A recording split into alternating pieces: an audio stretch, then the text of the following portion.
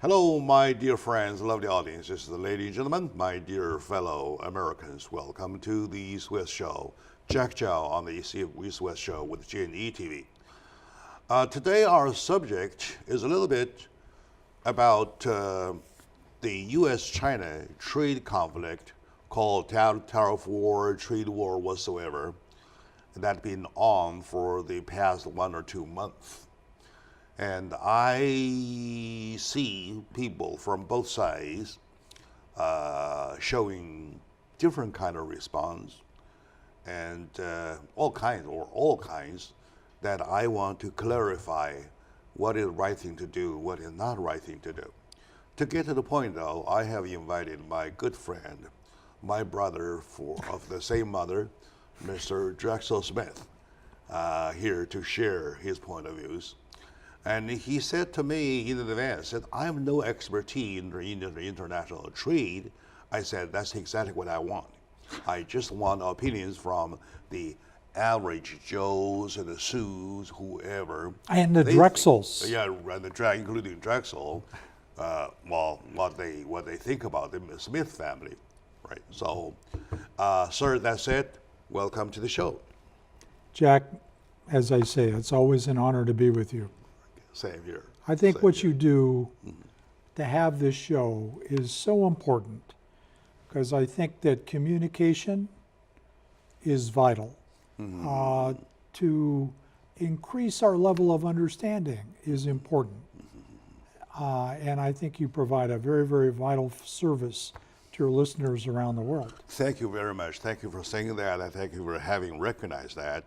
At this show, we take no positions at all when there is argument from left or right or whatsoever. However, when it comes to do things what's right and wrong, we provide, at least I do, provide a common sense, right? Kind of a common sense. So, by the way, that said, Mr. Smith has a huge credit in this area. He's only so generous-minded not to claim the credit. He's been a international consultant for a nuclear program that involves U.S. and China. He stands for the U.S. part. And for that, he has many years of experiences in dealing with the Chinese government officials, regular people, so on and so forth, even business people. And back to the community, though, Mr. Smith is a lover to the community. I call him a leader of the community, a backbone to the community, because he is proven to be one to be trusted. I really do believe that. And by the way, after the show, he and I will go to lunch, which I never do. But today we dressed up for that. And on top of that, he is a Rotarian for many, many years. For the love to people who are of the vulnerables or of the less fortunate, he went several trips internationally at his own cost as a veteran to help people such as from Southeast Asia, typically in India. He has involved several trips in that, his own pocket, out of his own pocket. That is the part that I give him by both hands. If I had 3, I would do 3. Thank you so much, Jack. Okay, very good. So that as a lead line, though, gives a background of how people are supposed to be. People are people, of no color, of no race whatsoever.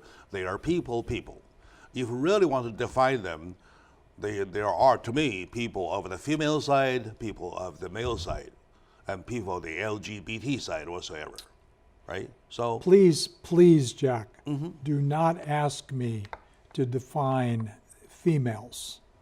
Oh yeah, that is a challenge. I know too you have some hardship to do that, especially looking at a credit card account, though. Right? I will share with you. I am pleased to share with you and your listeners. Just this past week in China, the AP-1200 nuclear power plant loaded fuel, and it went critical and it's operating. So.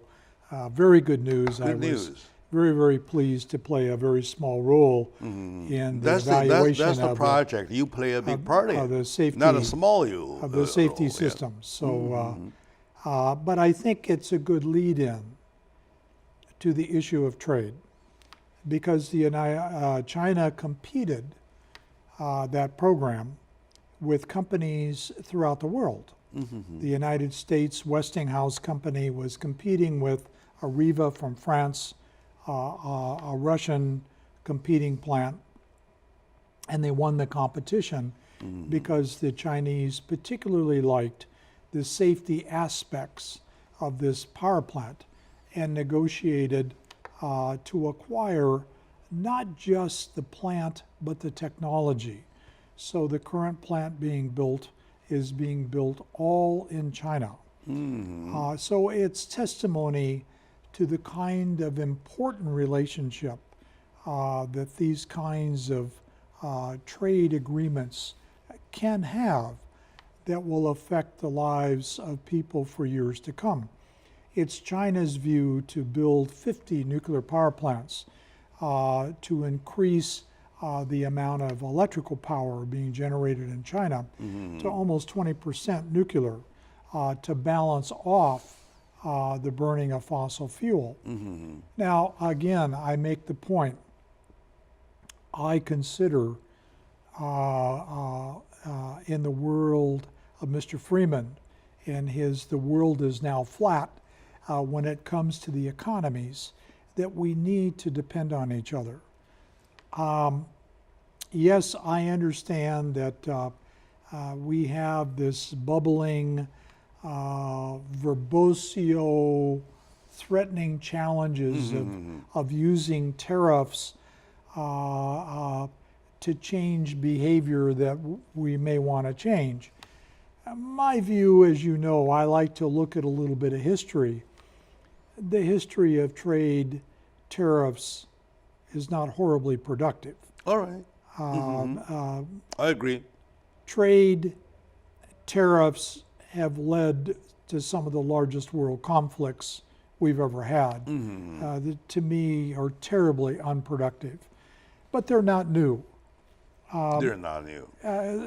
In the history of the United States, there's been periods where over 90% of our federal government was funded by tariffs, as opposed to other forms of taxes. Okay, all right. Histories of tariffs go back thousands of years, all the way to the spice trades.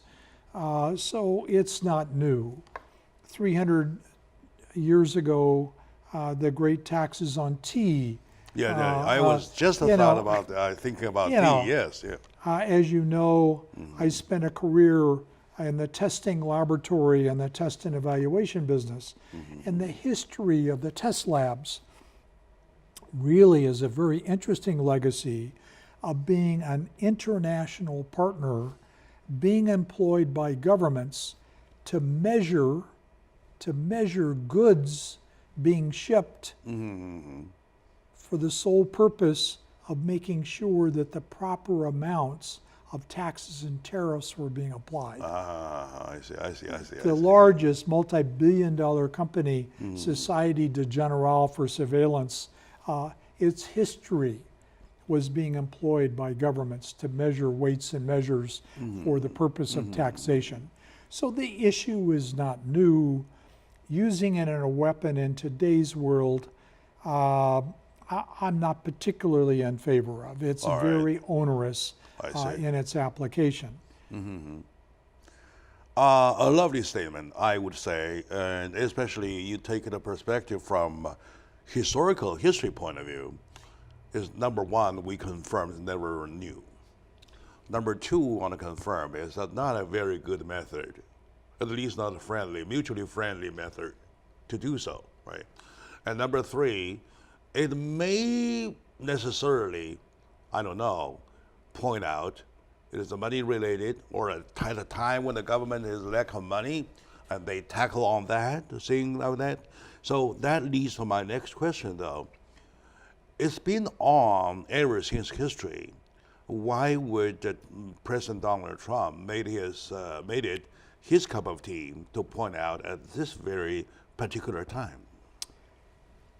Well, Jack, I'm going to refer to comments I've made on your show over the past 2 years related to Donald Trump. He is a negotiator. Okay. This is who he is. Everything to him is about making a deal. So my observation is everything that he does, he sets the bar to negotiate. Chips. So he obviously wants to make a new series of discussions. Specifically, let's talk about China. Let's talk about Europe. He wants to reset some of the trade agreements that have been done in the past. He's expressing the concern of some U.S. companies about intellectual property issues. So, in my personal point of view, his style is to set the bar very high. And punch. Boom. The Rocket Man in Korea. And 3 months later, he's a good guy. And we're going to make a deal. Like a Kremlin.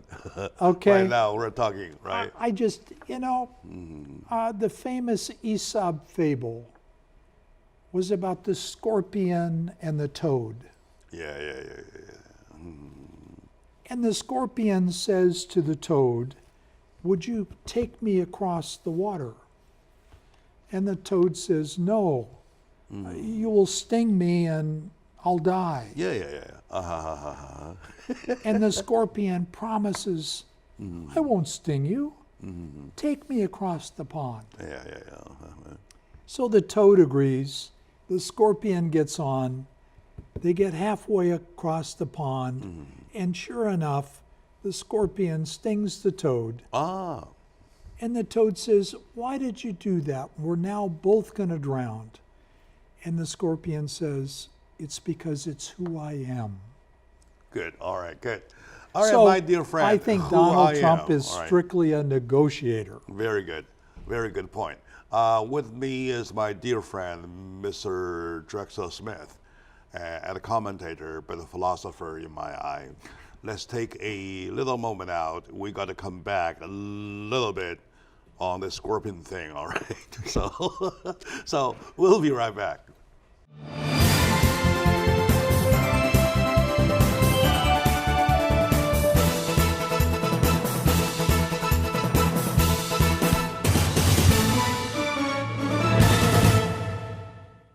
Hello, dear friends, my lovely audiences, lovely ladies and gentlemen, welcome back to the show.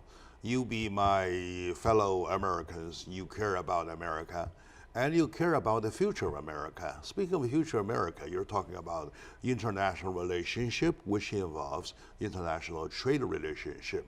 You need partners, well, you need more partners than enemies.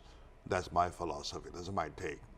With me today in the subject of, in talking about this subject of the U.S.-China trade conflict or tariff conflict, somebody exaggerated it to a trade war, a tariff war. Some even say, hey, something's going on, so on and so forth. Those unhealthy takes or kind of speculations, I do not agree necessarily. So I asked my mentor, Mr. Drexel Smith, to come here to share. He is a mentor. Every time in front of him, when sitting here, I behave like a schoolboy in class, or right, like that. Okay. With the scorpion story, really hits the point. That's who I am, right? However, after sting, they both die. They both will die, right? So that's the philosophy. Okay, now back to the point though. Knowing that he is who he is, how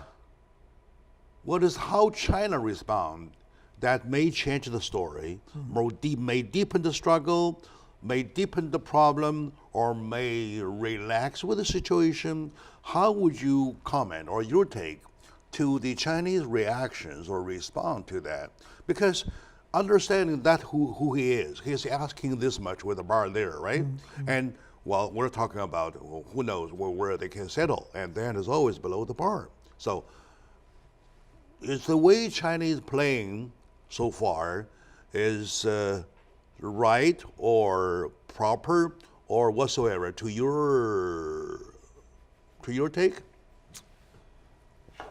Hard question, because my limited view today and limited knowledge, because I'm not an expert on trade. But you're an expert with the with the concept. It's my view that today, as much as ever, China needs the American consumer market. A significant percent of the Chinese goods are destined to the U.S.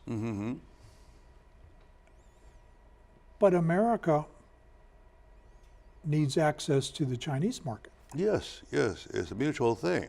General Motors now has a much larger market for automobiles in China than the U.S. The Apple iPhones and their products has a much bigger market in China than in the U.S. So we need to have a relationship where we help each other, in my opinion. All right. I come back to Friedman's work that says that the world is truly flat, that international trade has become so critical, that it's important that we recognize the importance of the close relationship. What is the famous quote from China about lips and teeth? Yeah, you're right. They're close but different. They're married to each other, but they're different. I think that there are truly some significant issues related to trade that deserve some conversation, that maybe deserve some government action and involvement. And those are very legitimate discussions. I just don't happen to come from the same school of negotiation that Donald Trump comes from. All right. Where you grab them by the heart, you shake them, you hit them, and punch. and you set the bar, knowing that you're going to settle for something less. He's written about it in his book. This is how he does deals. Maybe in the real estate development business, that's what you do. I've never been in that business. I've been in the technology sector of my life. I just think that, we're big, mature, experienced, knowledgeable boys and girls today, and a different kind of conversation would be my advice. How the Chinese behave, tough call. The Chinese are in a very unique position. Over the last 25 years, economically, they've become a powerhouse. Yeah. They followed their historical pensions of spending less than they make, so they have acquired a lot of debt. They now are the owners of a lot of U.S. debt. Oh, yeah, that's exactly the part. Come on. We need to be a little more cooperative. But again, like the scorpion and the toad, that's simply not who Donald Trump is. So I'm hopeful, and we've seen some signs just in the past few days of taking a deep breath and revisiting some of these issues, because I think at some point we need some meaningful conversation. We don't want this to move into a matter that begins to dramatically affect our relationship. Right now, China hasn't offered anything yet, right? Just to say, keep quiet, remain, well, let it stay, and there's no high-level communication so far yet. But I believe they are preparing themselves, right? Okay, now, we're talking about the fact that China has all the debts, right, in their power and has the money to move things around. How much will the U.S. Tariff hurt China? And mutually, how much? If China reacted in the same way, though, how much will it hurt the U.S.? Well, I think in the short run, there'll be a number of companies that will be significantly impacted. In the long run, I don't think much. I think that the economy in China has matured to the point that it sees its world much larger than just the United States. Back in the 80s, when there was first trade and work, China saw the U.S. as its big market. The U.S. welcomed China's trade, made a lot of advantages to help China, and I think as the worm turned, now I think the world is a much bigger place. So I think in the long run, I think Africa and other South Asia and other places in the world will become China's bigger market. I think the loss of the Chinese market of over 1 billion people to U.S. companies could be a much bigger issue, and I worry about that. Companies like Apple, they're pretty rich boys. I think they're going to miss that market. I think they'll be impacted. Is it going to be severe? I don't know. But I think other emerging companies could be dramatically impacted. All right. From a government standpoint, I don't see any of this as developing revenue for the government. Thank you very much for laying the problem down here from the long-term view, mid-term view, and short-term view, right? That's very clear. That's a very sober-minded analysis. I give you one instance. This so happened yesterday afternoon. When I was driving home, I get a call from a friend of mine. I get this call. And you have many friends. Oh, I have many friends. And this call, the reason I received the call, they regard me as a media man, media people, people from the media. They want me get the message out, right? And here, before I decide if I really need to get the message out, though, I would like to share with you, with my friends, my audience friends, right? It was exactly, he works in a very, very, very large U.S. import company for Chinese tires. Chinese-made tires to supply the major manufacturers in the U.S. Okay. All right? Okay. Now, they have about 100 containers of tires now detained at the L.A. port for a reason that the U.S. Custom say we need paper, all right? And then they provided paper. That takes a week. And then the second request say we need another paper. And then another week passed. There are 2 weeks. And now they ask, why so many paper?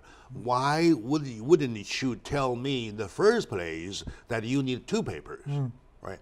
And then say there comes the third paper, which is required by DOT, Department of Transportation, right? And then they go to ask DOT why this happens. And DOT says, we don't know. We never heard of it, right? And then going back, when they heard from DOT, another 2 weeks had passed already. And there's 1 month, all right? What they call the detention fee whatsoever, in the harbor term, they have a detention fee or delayed fee whatsoever that goes about $10,000 per day. $10,000, maybe more. I'm not exactly sure. Huge amount of money accumulated from the day when the paper going on and forth. He says, after this, I said, okay, I know your long story. Don't make it any longer. What do you want? He says, can you get the message out? I said, out to who? Out to who? Now, I'm going to release it out to you, though. Do you think this kind of trade war delivered the wrong message? The call. Okay, you say that that is because of what he is, right? And that is because he is a negotiator. That is because he wants to set up a bar. However, by doing so, the message, I'm worried, delivered has been not healthily oriented. Yep. So what if we take a short moment out, we come back, you give me your perspective, your views, please, on this thing, this entire situation. All right, good. Okay, my friend, we'll take a short moment out. We'll be right back, please.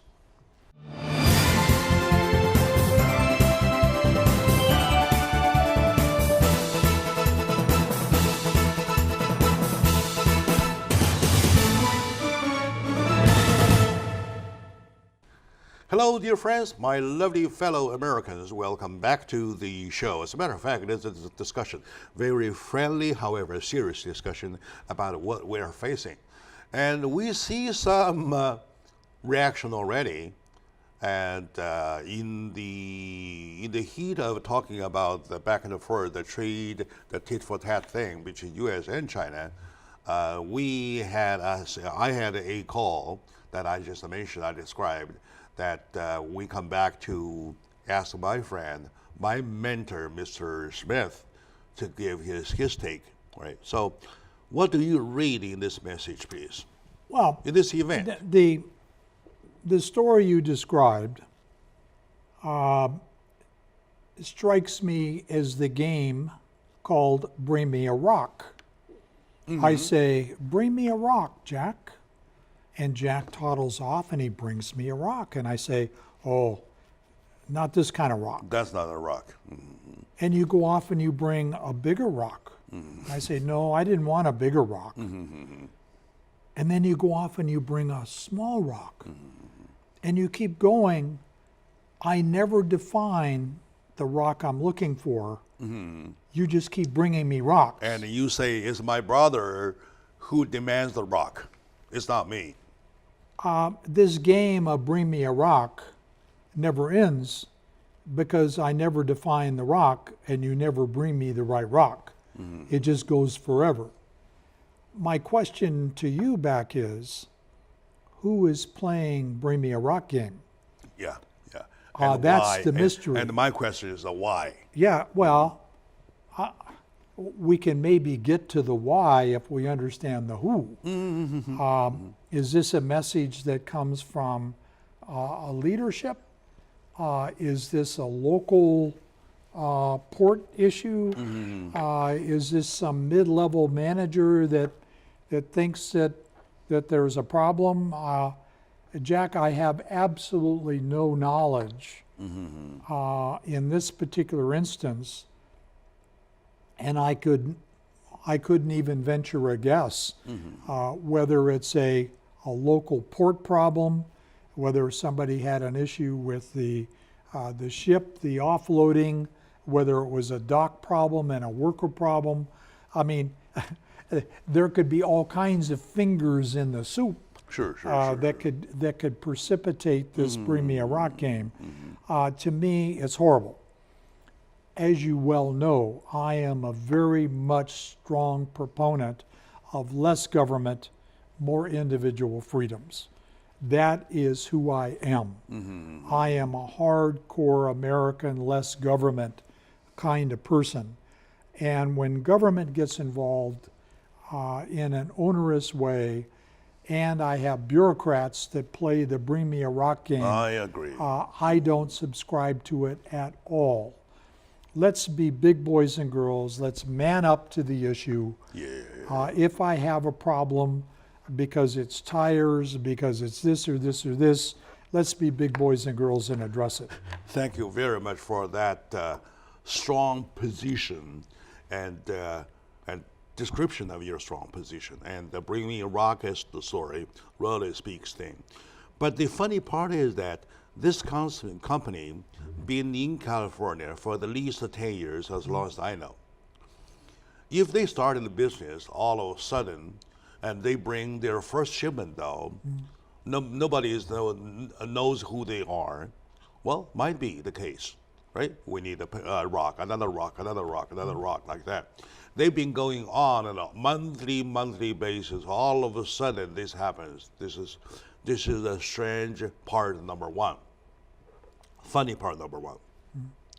And funny part number two, I'm asking your opinion if I gave the right advice, right? And asking me what to do. I said, I know nothing to do. If you really ask me my personal views, not as from the media though, you draft a letter to the custom department whatsoever in the port, stating that on whatever day the shipment arrived, on whatever day you requested, on whatever day the same thing requested was provided, on whichever day you requested for second time, on whichever day the second document requested, it goes on and on. We'll give them a list and say what's next, right? With that thing, and then you carbon copy CC the letter to the President of the United States, Vice President of the United States, the House Trade Committee, and the Senate Trade Committee, and the same thing goes to Governor Jim Brown. The same thing goes to Governor Office, the Trade Department. The same thing goes to the Assembly House. The same letter goes to Senate House. Goes on and on and on and on. And the same letter, I want you to call the Los Angeles Times, call New York Times, get it, spread it. Let them know what's going on. Do you think I gave them a right advice? Or will that work? My question is, what's your objective? If the objective is to end the Bring Me a Rock game, I'm not sure that the letter is not just one more rock. My advice as a business consultant, when you're stuck with any part of the government, I like to go to the leadership of that part of the government and to say, why are we stuck? I need facts. So in this particular case, without more understanding, do I go to the customs leadership at the port? Do I go to the Bureau of Customs in Washington? The supreme level. Who the customs people work for is a member of the cabinet, but where the customs people get their money is Congress, and there's a congressional committee that oversights the issue of customs, and that committee has a staff, and that staff people are there to sort of help. So I would first, my advice would be, I like the phrase, peel the onion.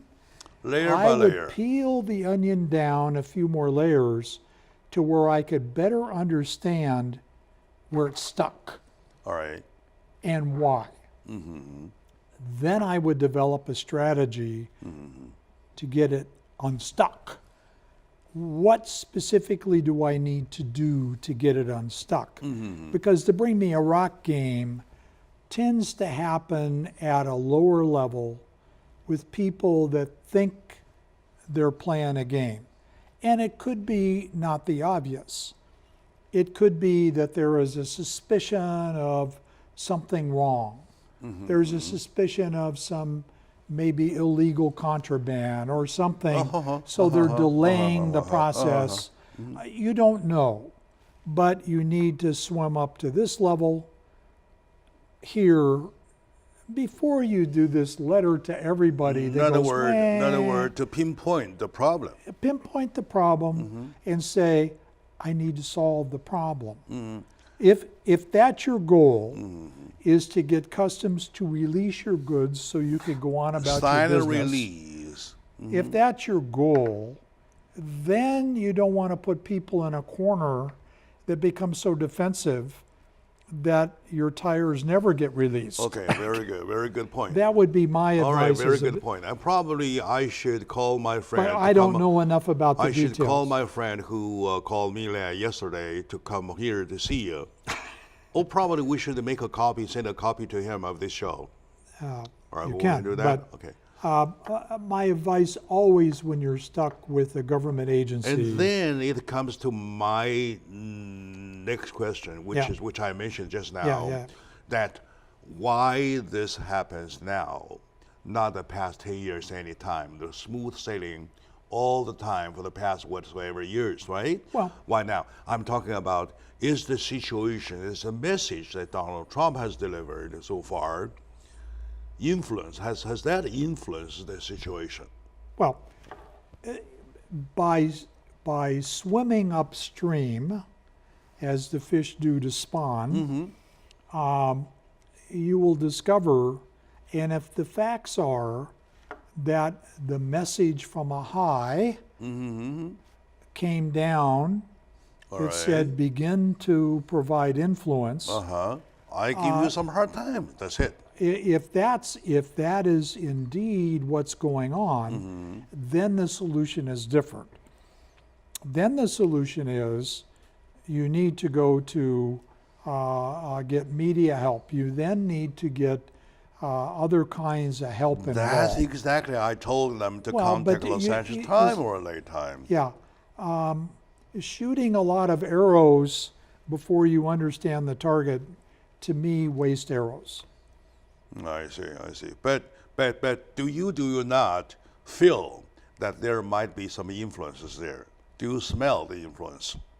I'm not ready to make that comment because there's too many circumstances on releasing import at the port, too many peripheral influences, too many people that have to give their blessing that could be influencing this problem before it becomes a question about an import trade question. There's too many other influences. And on the other hand, the problem is that the penalties are being accumulated, and the penalty is high. Well, that's, again, you heard me say very strongly, I don't agree with government influence any more than is absolutely needed. So I'm sympathetic to the issue, And the but I government- don't have enough And knowledge. the government is getting one case richer than before. Yeah, I don't have enough knowledge of the details of where this is stuck and why. I will just tell you that my very limited knowledge is there's many different agencies that have influence at the port that could come to play Yeah. Good. before I would say, Let's yeah, it smells like political let's influence. use the word could. How about that? Could is the conclusion of course could. this, Of course could. of the could, of this case anyway. Of course. My dear friend, with me is my brother Drexel. Drexel is a big brother to me, and when business is concerned, he's my mentor. Every time I have a problem, I bring the crying baby to the mother, being my friend Drexel, and he is running business consultant business himself. And he is a consultant himself, and his son does that too. His son Tony, I know Tony, does that too. And a big way to turn trouble to, a big party to turn trouble to. So let's take a short moment out. We come back though, we put all thought together. How about a call for free trade, right? So let's think about one step or two steps ahead. Okay.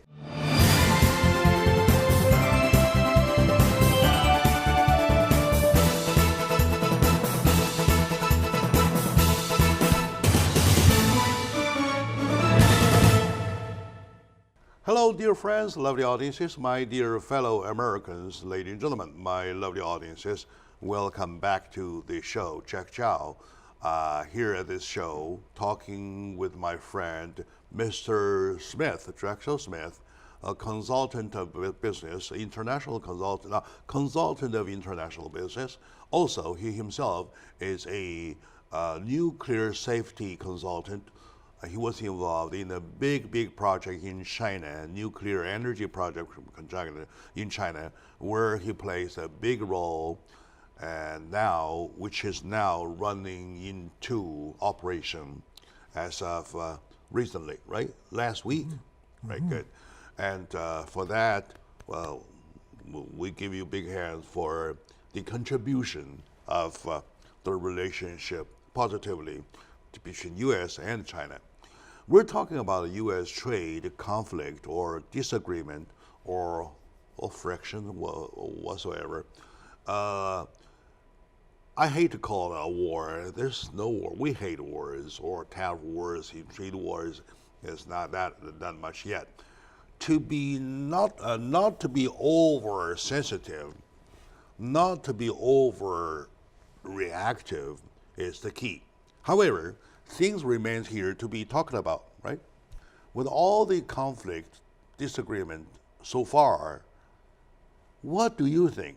Okay, what would you think if we make a call or somebody makes a call bigger than me, bigger than you, make a call, say, let's go for free trade, forget everything. You want to be fair, right? The fairest way to do is to free both sides. No tariff at all. Do you think that's practical? Our world, unfortunately, Jack, has gotten so complicated that makes the question of simply free trade a hard question. And I'll give you some examples. A number of years ago, I read an interesting study about the government expenditure of research and development. And in that particular study, the United States government was spending in the order of magnitude of $70 to $80 billion a year in research and development. The Japanese government was spending in the order of magnitude of about $60 billion. Well, compared to the size of the country, though, that's a big expense. But more importantly, the majority, almost 50%, of the Japanese government's invested in research and development was to help commercial companies to become more competitive. Oh, okay. In the U.S., less than 4% of the expenditures was to help any commercial entity. All right. All I see what of the you mean. research and development I see what you mean. Yeah. was being dedicated to new advancements, new developments, new technologies, be it healthcare, be it electronics, the new benchmark of something. So here in one case is a country that is using the country's might to help their industries become more competitive around the world. And another example, it's strictly going to advance pure research, many of which were ideas that had no merit, but they were rabbit trails that were chased. Theoretical research. So you say, is it fair for countries to give their businesses an unfair advantage? Is it fair to allow countries to charge another country some kind of an import where they want to discourage things? So when you say free trade, one, I think it's a requirement that we all play within the rule book. We all play within the rule of law, whatever the laws are. We all agree to the rule books. You can't cheat and steal. You can't steal other people's idea without penalty.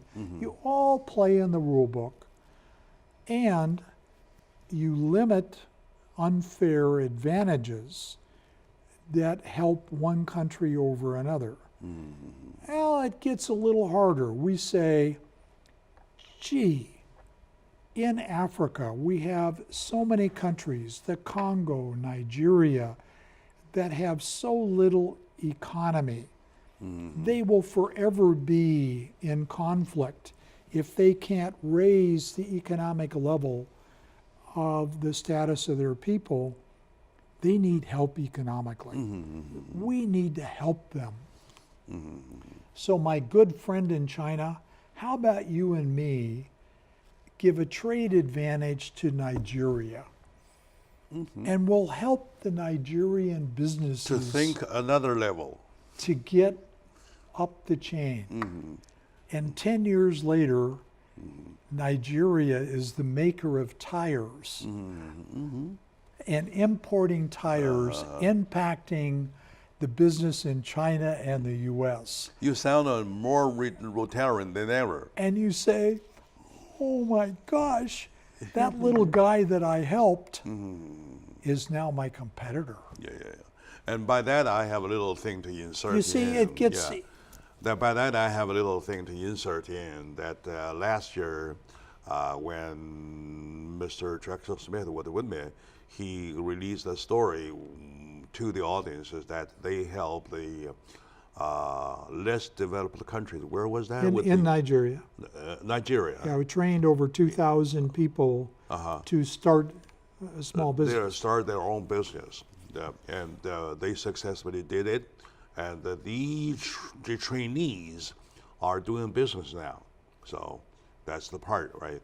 Okay, anyway, everything is said already, everything laid down here already. Well, let me finish my Go point. ahead. Yeah. And I'm sorry I'm taking... Oh, I'm sorry. I sorry, thought I was going to do an insertion, and then I took, okay, anyway, That's go ahead. okay. Again, I make the plea. Let's have a little less government. Let's have government not use the hammer of trade that impacts so many people, so many things. It's so onerous and has such a poor history throughout the history of the world as being an effective tool in your toolbox. Let's use that very sparingly, and let's have more conversation that if we have legitimate concerns, specifically right now the big issues are certain European countries and China that President Trump seems to have an issue with. I lobby for conversation to fix the issues and not interact with these trade wars, because I don't think at the end they've proven to be productive. That would be my call. Communication. Yes, sir. Communication, you recall, right? Okay. Speaking of communication, though, there are a lot to talk about. I believe there are even new areas to be opened up between U.S. and China. For example, some items, some area, they never did any trade before. I believe there are many of them that can be opened, right? And I know that when you were involved with the Chinese program, though, you got a chance to understand the Chinese way and the market. That is almost half unopened, right? So why don't we just look at that direction and see, hey, let's look around what else can be done, right? Do you think there's another approach? Well, just look at the population difference. There's 4 times the number of people in China. And we haven't even begun to address the influences of India, which to me is a much bigger sleeping giant in many respects on the issue of long-term trade issues. So my point is, I think that productive conversation, I don't agree that on the world stage, the negotiating tactics that you may use in private business and in land development are the same best tools to use in these sorts of discussions. All right. That makes another point. That makes another sense. The thing that whatever applies to land development may not necessarily apply to the trade relationship, right? That's what's your point? All That's very my good. point. And also, he makes a big call. The biggest call he made was that to communicate rather than to go tit for tat, right? I can So- only be hopeful, just like in the case of North Korea, while the president was making these very large comments, that there was conversation at the next level. I am hopeful that the trade discussions with China are happening below the noise level. I see. All I right. am hopeful. Very good. And thank you for peace living mind. Thank you for being who you are. And thank you for being a mentor to this problem. This really a nice conversation to have. My dear friend, today I feel that I'm going back to class once again. And my audience, we're a little over time. I cut myself short. Thank you for watching. And to my mentor, Mr. Drexel Smith, thank you for sharing. It's always How good to about be that? with you. Right. Good.